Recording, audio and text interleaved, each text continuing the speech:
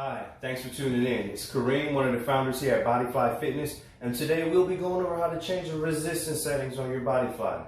Stay tuned. Today we'll be going over how to change the resistance setting on your BodyFly cable system.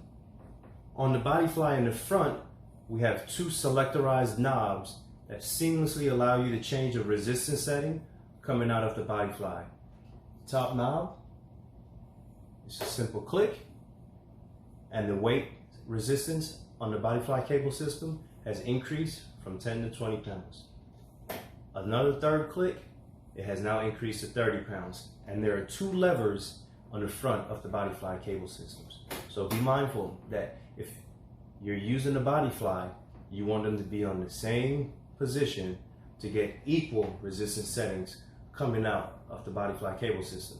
So again, just a simple click of a knob, and that is how you change the resistance setting on your BodyFly cable system. Again, thank you for tuning in. Stay fly.